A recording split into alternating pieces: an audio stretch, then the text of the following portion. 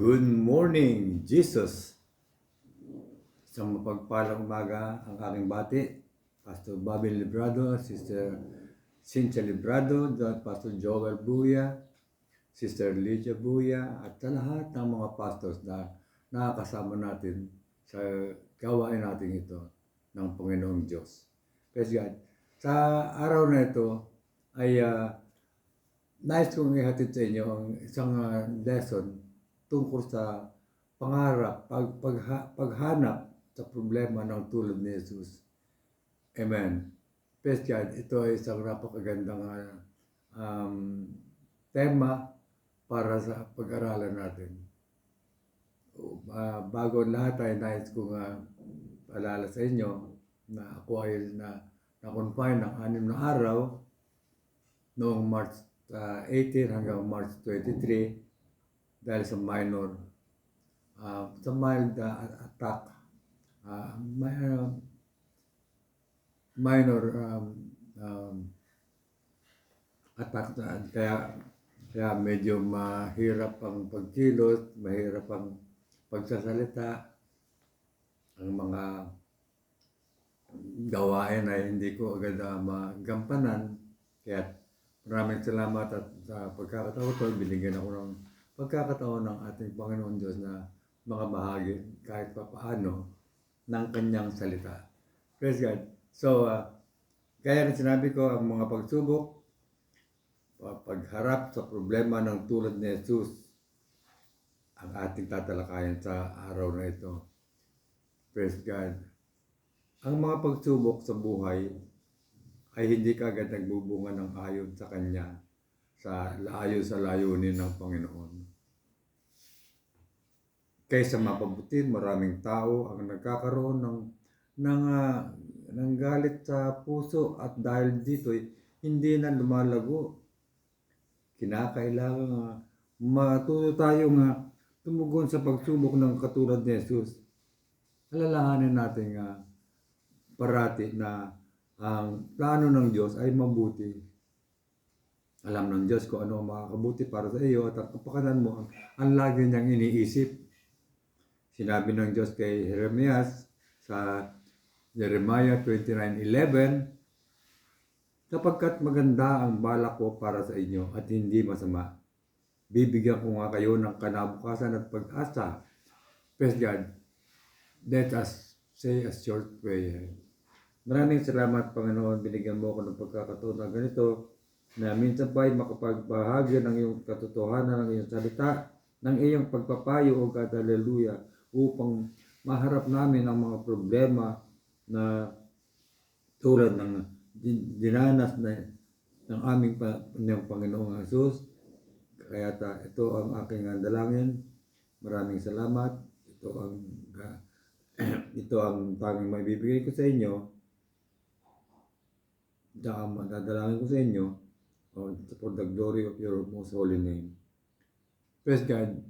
Naiintindihan ito ni Jose nang magsalita sa kanyang mga kapatid matapos na siya ipagbili niya bilang alipin. Praise God. Masama nga ang inyong ginawa sa akin, subalit ipinahintulot iyon ng Diyos para sa kabutihan at dahil do'y naligtas ang marami. Praise God. Genesis 20:50-20. Ganito rin ang damdamin ni Ezekias nang magkaroon siya ng makaagaw buhay sa akin. Ang hirap na ito ay aking nababatid na tanging ako rin ang makikinabang. Sa tuwing pahihindihan ng Diyos ang iyong hiling na bigyan tayo ng ginawa, alalahan mo. Ngunit tinutuwid naman tayo ng Diyos ay kabubuti upang tayo maging banal tulad niya. Napakaganda, hindi po ba? Yan po ay nakasulat sa Hebrew 12:10. Napakalagang manatili kung nakatuon sa plano ng Panginoon at hindi sa iyong paghihirap o problema. Sa ganitong paraan na pagtitiisan ni Jesus, ang hirap at abdig naranasan niya sa krus. Alam natin kung paano siya pinahirapan sa krus. tayo hinihikayat na tumulad sa kanyang halimbawa, gaya na nasusulat sa Hebrews 12:2, sinabi niya na ito, sinasabi sa 12:2 ng Hebreo, ituon natin ang ating Panginoong Jesus na siyang pinagmulan ng ating pananampalataya at siya rin nagpapasakdal nito. Dahil sa kagalakan naghihintay sa kanya, hindi niya kinahiya ang mamatay sa krus at siya ngayon nakaluklok sa kanan ng trono ng Diyos. Praise God. Pinaliwanag ni Corrie ten Boom that naghirap sa kampo ng mga Nazi ang kapangyarihan ng pagkakaroon ng focus. If you look at yourself, if you look at the world, you will be distressed. Kapag tumingin ka sa sarili mo, mananamlay ka. Subalit kapag tumingin ka kay Jesus, mapapahinga ka. Magkakaroon ka ng kapahingaan. Ang nararamdaman natin ay bunga ng mga bagay na pinagtutuunan natin ng pansin. Praise God. Kaya ang sikreto ng pinakamatatag, pagkamatatag ay ang alalahaning panandalian lamang ang pinagdaraanan natin pait. Pero ang gantimpala ay pangwalang hanggan. Praise God. Pinagtiisan ni Moses ang kanyang buhay na puno ng pagsubok. Gaya na nasusulat sa Hebreo 11:26 at nakasulat ay sapagkat nakapako ang kanyang paningin sa mga gantimpala sa hinaharap.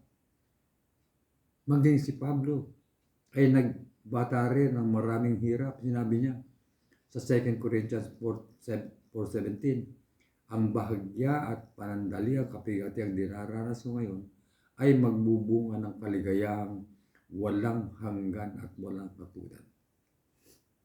Praise God. Huwag mong ituon ang isip mo sa mga panandaliang bagay o pagkakataon.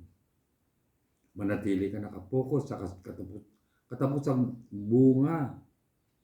At kung tayo ay mga anak ay mga tagapagmana rin. Mga tagapagmana ng Diyos at tagapagmana kasama ni Kristo. Kung nagtitiis tayong kasama niya, luluwalhati tayong kasama niya. As written in Romans 8:17-18. Magdibang at magpasalamat. Sinasabi sa 1 Thessalonians 5:18, lagi tayong magpasalamat anuman ang mangyari. Kapagkat iyon ang nais ng Diyos para sa inyong mga buhay na nakay, para sa inyong mga nakay kay Kristo Jesus. Paano ito mangyayari? Praise God. Mapupunang sinabi ng Diyos na tayo ay magpasalamat sa lahat ng bagay, hindi para sa lahat ng bagay. Hindi inaasahan ng ating Panginoon na tayo ay magpasalamat para sa kasamaan, para sa kasalanan, para sa paghihirap, o para sa masasakit na epekto naman nangyayari sa mundo natin. Sa halip, nais ng Diyos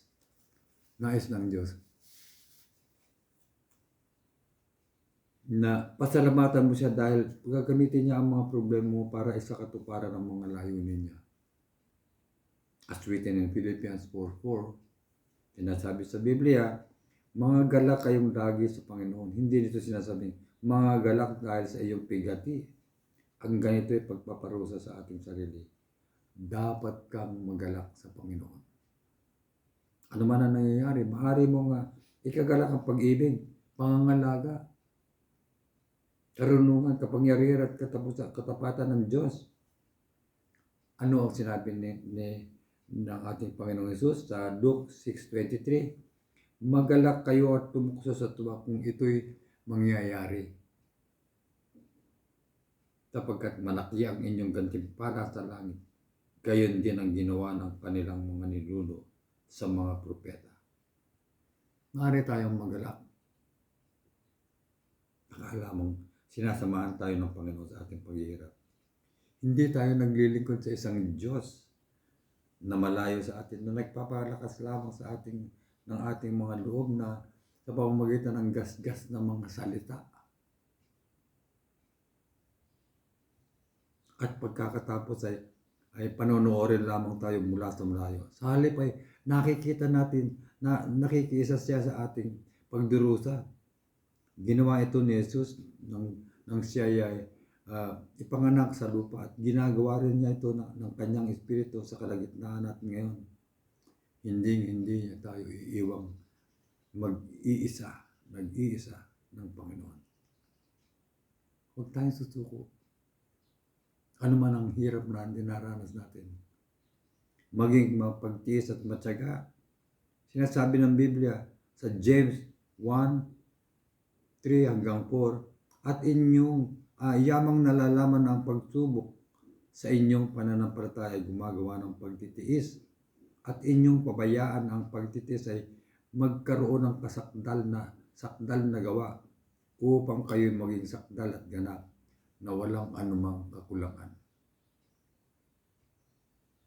Ang paghubog ng karakter ay isang mabagal na proseso. Sa tuwing iniiwanan o tinatakasan natin ang mga paghihirap sa buhay, lalo natin pinababagal ang proseso. Naantala ang ating paglago. Yes, God. At dumaranas tayo ng mas masaklap na uri ng bigati, ang walang saysay na paghihirap na kasama ng pagtanggi at pag-ilag. Kapag naintindihan mo ang pangwalang hanggang kalagahan ng paghubog sa karakter mo, magiging mas madalang ang pagdarasal mo ng pagginawaan po niyo ang pakiramdam ko, at madadagdagan ang pagdarasal mo ng hubugin mo po ninyo ako ngayon sa iyong kalooban. Alam mo, ikaw ay unti-unting nahihiling sa Panginoon kapag nakikita mo ang kamay ng Diyos na nakakalito at parang walang kabuluhang mga pangyayari sa iyong buhay. Kung naharap ka sa isang pagsubok ngayon, huwag kang magtanong ng bakit ako pa, kundi ano po ang gusto niyong gawin, matutunan ko. Pagkatapos ay magtiwala sa ating ng lubusan sa ating Panginoon at patuloy kang gumawa ng mabuti. Kailangan magtiis tayo para magawa natin ang kalooban ng Diyos at upang matamo ninyo ang kanyang ipinangako. Ayon sa Hebreo 3 hanggang at Hebreo 10:36. Huwag kang sumuko. Tumulong ka.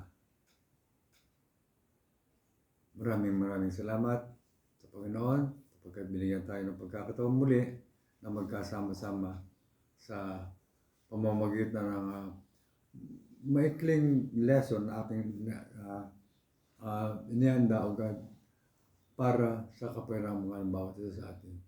Maraming salamat mga kapatid, at minsan pa maraming salamat Pastor Bob, Sister Cynthia Librado, Pastor Joel Buya, Sister Lydia Buya, at sa lahat ng mga nakakasama natin dito, mga prayer warriors, lahat ay mga matyagang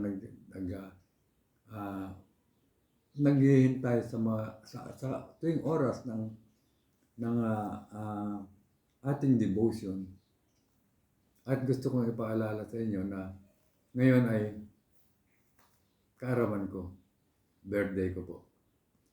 March 31, May 31, June 1 sa Hong Kong. Subalit ngayon ang aking celebration. Maraming salamat and glory unto thee. Yes, God.